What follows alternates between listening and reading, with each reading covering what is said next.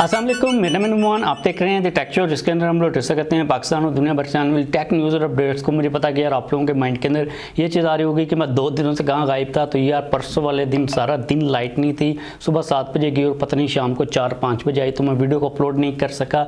इसके अलावा कल की बात करें तो यार मेरा जो सेल था माइक का वो ख़राब हो गया हुआ था। यहाँ से मैंने सेल को बाय किया, उसको मैंने जब डाला और वीडियो रिकॉर्ड की तो बस शां शां की आवाज़ आ रही थी, मेरी कोई आवाज़ नहीं आ रही थी। तो इन मसलों की वजह से मैं वीडियो को अपलोड नहीं कर पाया। और कल आप लोगों को पता कि यहाँ पर जौहर टाउन में मेरे घर से थोड़ा सा दूर एक ब्लास्ट भी हुआ था, जिसकी वजह से मेरा माइंड टोटली तौर पर ऑफ था। तो आप लोग अंडरस्टैंड कर सकते हो कि मैं विदाउट एनी रीज़न कोई भी छुट्टी वगैरह नहीं करता। बात करें क्विक अपडेट की तो यार कल मैंने चैनल के ऊपर एक काफ़ी इंटरेस्टिंग वीडियो को अपलोड किया, जिसके अंदर हम लोगों ने 2 बजट स्मार्टफोन्स को आपस में कंपेयर किया था। एक था टेक्नो स्पार्क 7, दूसरा था Vivo Y12s। वीडियो लाजमी तौर पर चेकआउट कीजिएगा अगर आप लोगों को अंडर 20,000 कोई भी स्मार्टफोन बाय करना है।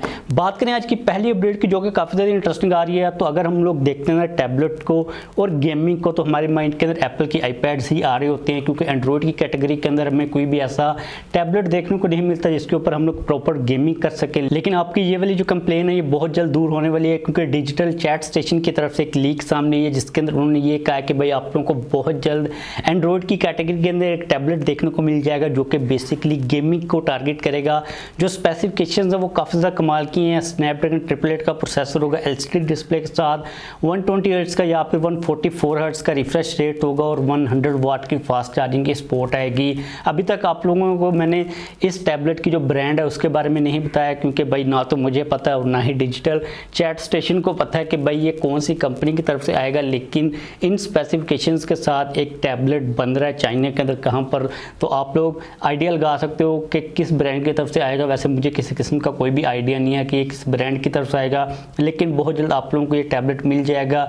और इसकी जो प्राइस होगी भाई वो इतनी को ख़ास ज़्यादा कम नहीं होगी, क्योंकि जो स्पेसिफिकेशंस हैं वो काफ़ी ज़्यादा कमाल की हैं। बात करें अगली अपडेट की, जो कि आ रही है सैमसंग के रिलेटेड, तो सैमसंग ने M32 को ग्लोबल मार्केट के अंदर इंट्रोड्यूस करवा दिया। वह स्पेसिफिकेशंस के ऊपर अगर हम नज़र डालते हैं तो सुपर एमोलेड डिस्प्ले है, 90 हर्ट्ज का रिफ्रेश रेट है, फ्रंट के ऊपर आप लोगों को नोच देखने को मिल जाएगी। बैक साइड के ऊपर भी जो डिज़ाइन है वो काफ़ी हद तक सैमसंग की टाइप का ही डिज़ाइन है।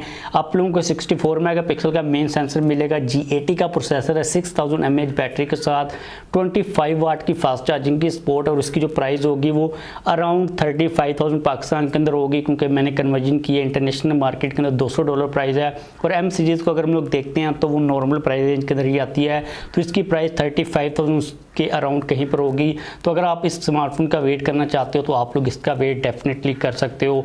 अगली अपडेट की बात करें जो कि काफ़ी ज़्यादा डेंजरस आ रही है, तो गूगल के पूरे सिस्टम के अंदर एक वायरस है जिसका नाम है जोकर।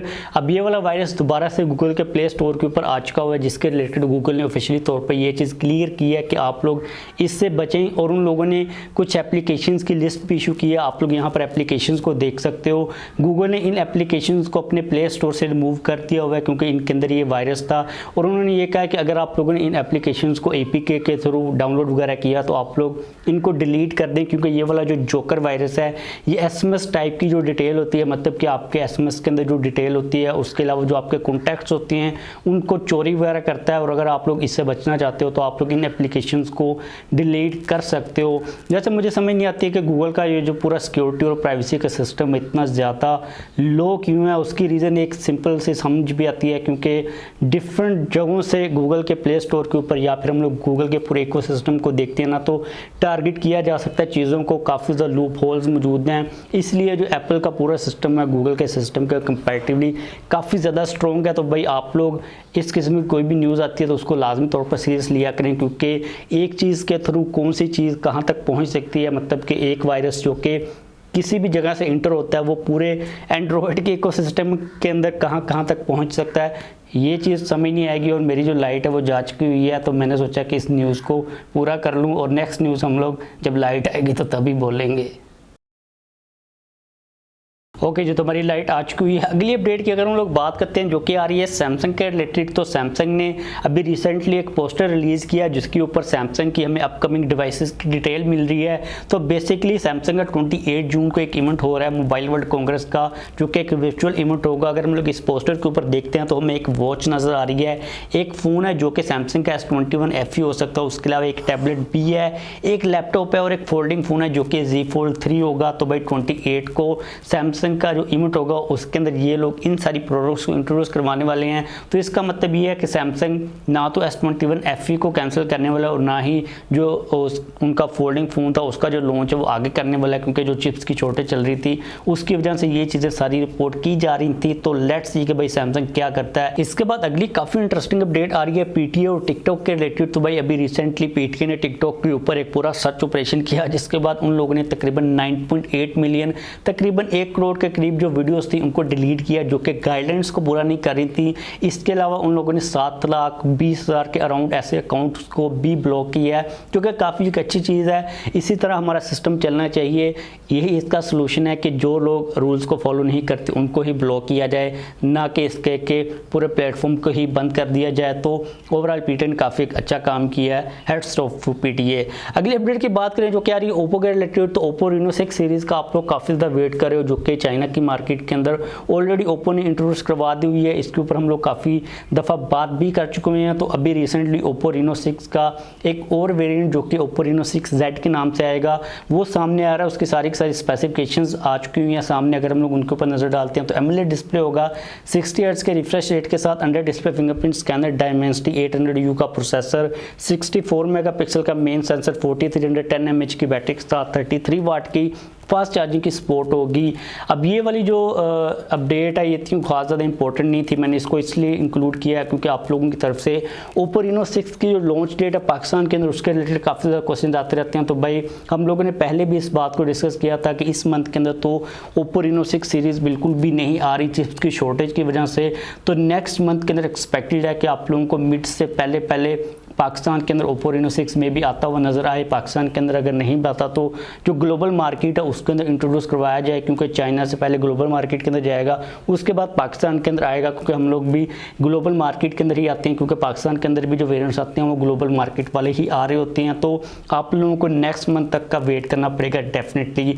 अगली अपडेट यहाँ पर आ रही है ओनर के रिलेटेड। तो अभी रिसेंटली ओनर का एक स्मार्टफोन जो कि मिस्टीरियस स्मार्टफोन है वो सामने है, जिसके अंदर कहा जा रहा है कि आप लोगों को डायमेंसिटी 700 का प्रोसेसर मिलेगा, LCD डिस्प्ले होगा, 64 मेगापिक्सल का मेन सेंसर होगा। तो इसका मतलब ये है कि ये ओनर का एक बजट स्मार्टफोन होगा, क्योंकि अगर हम लोग डायमेंसिटी 700 के ऊपर देखते हैं, IPS LCD डिस्प्ले के ऊपर देखते हैं और 64 मेगापिक्सल को भी देख लेते हैं, तो मिड रेंज कह लें आप पे, लोअर मिड रेंज का ये स्मार्टफोन बन रहा है।